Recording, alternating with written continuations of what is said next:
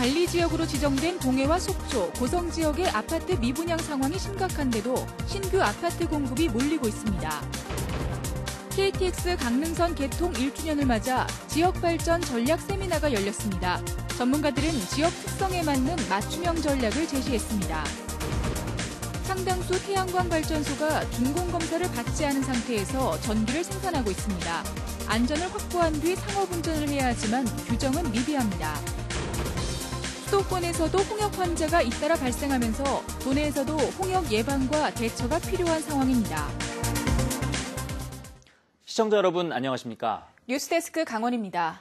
갈수록 미분양 문제가 심각해지고 있는 고성과 속초가 최근 아파트 미분양 관리 지역에 포함됐습니다.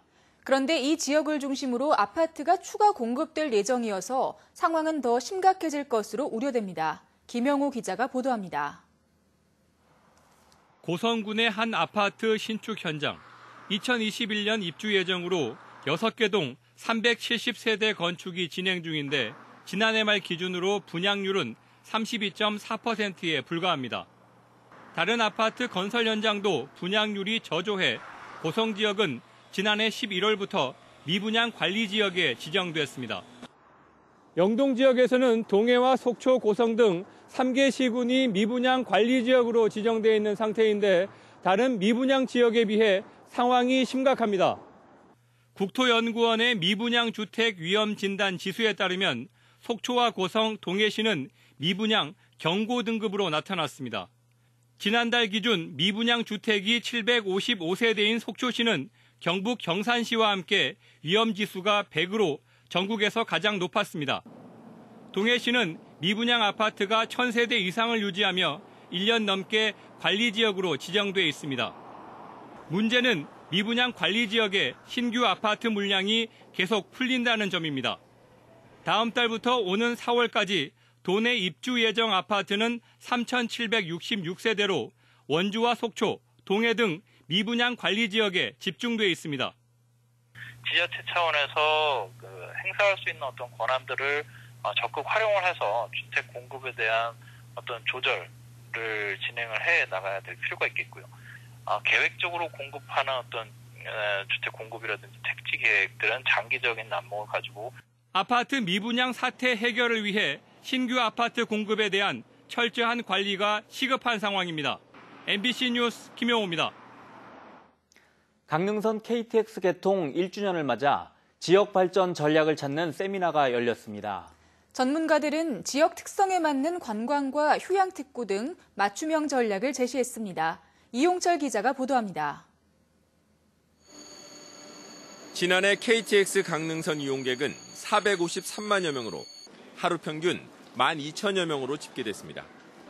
올림픽이 열린 2월 하루 평균 2만 6천여 명까지 늘었고 오는 2025년 3만 1,000명까지 늘 것으로 전망했습니다. 20대 이용객이 30% 안팎으로 가장 많았고 관광이나 휴가 목적이 50%를 넘었으며 최대 30만 원을 쓰는 것으로 나타났습니다. KTX역을 중심으로 해서 인근의 지자체의 관광 상품까지도 상품화할 수 있는 그런 능력을 강원도에서 좀 발휘하셔서 그 지자체 간의 협력을 통해서 관광 상품을 계속 새롭게 하고 확산시키고 다양화하는 그런 전략이 좀 필요하지 않을까 이렇게 생각합니다. 관광 목적 이용객이 많은 강릉은 관광 도시에 맞는 발전 전략 수립과 대중교통 체계의 개선 필요성이 제기됐습니다. 평창은 계절에 맞는 레저 스포츠 특화를, 업무 출장 비율이 높은 원주는 의료 헬스기기 관련 산업 육성이 제시됐습니다. 강원도는 KTX 역세권 개발 용역을 추진하고 있습니다. 3월에 용역을 착수해서 12월 말로 용역을 준공하는 목표로 역세권 개발을 추진하고 있습니다.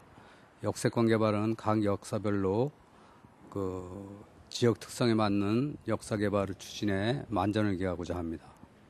지역에서는 KTX 출발과 도착역의 서울역 일원화와 운행시간 단축, 시간표 조정과 연계 교통망 개선 등을 요구하고 있습니다. KTX 요금을 대폭 할인하고 그다음에 속도를 늘리고 그다음에 시간표를 제대로 해서 여기서 출근하고 일을 볼 수 있게 한다고 하면은 지금보다 2배, 3배 이상의 이 승객이 늘 수 있는 강릉선 KTX를 지역발전 핵심 시설로 극대화시킬 수 있는 전략과 지자체의 구체적인 실행 계획이 필요해 보입니다.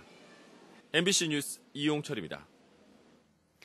태양광 발전소 상당수가 준공도 받지 않은 상태에서 전기를 생산해 이익을 내고 있습니다. 준공 절차 의무화로 안전을 확보한 뒤 상업운전을 할 수 있도록 해야 한다는 목소리가 높습니다. 김진아 기자입니다. 건설공사 도중 토사가 유출됐던 횡성의 한 태양광 발전소입니다.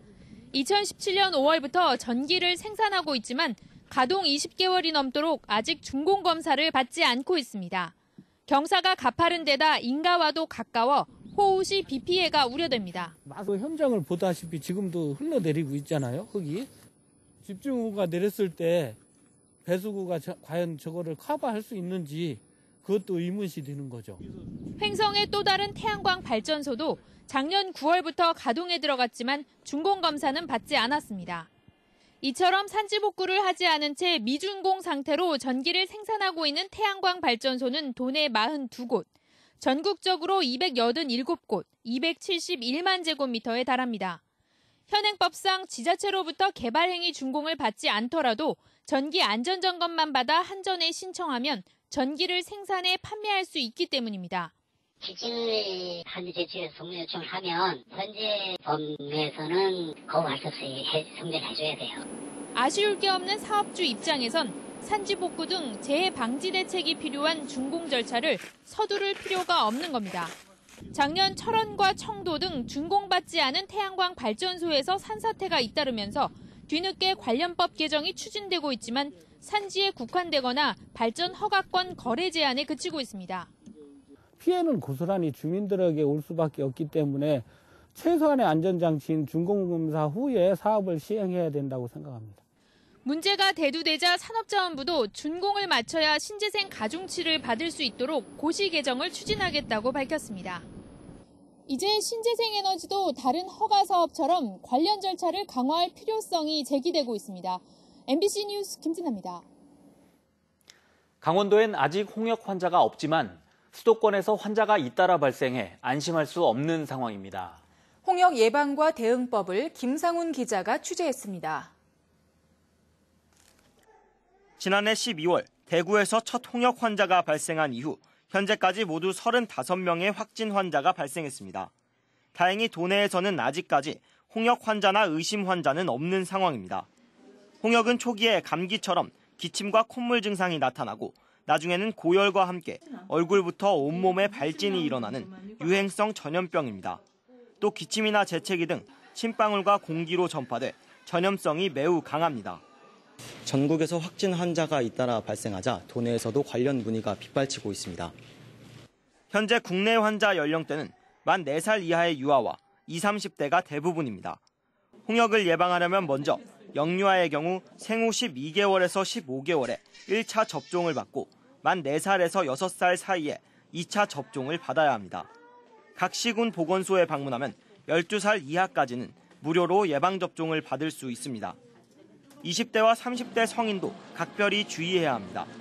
1983년에서 1966년 사이에 출생한 성인의 경우 2차 예방접종을 하지 않은 경우가 많아 항체가 없어 특히 취약할 수 있습니다.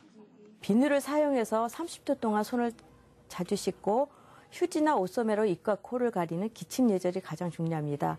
또한 호흡기 증상이 있을 때는 마스크를 꼭 착용하시고요. 최근 대만과 베트남 등 동남아와 유럽 여행을 다녀오고 홍역이 발생한 환자가 늘고 있어 여행 전에 본인의 예방접종 여부를 보건소에 미리 확인해야 합니다. 또 발열을 동반한 발진 등 홍역 증상이 발생하면 즉시 보건소와 병원을 방문해 반드시 치료를 받아야 합니다. MBC 뉴스 김상훈입니다.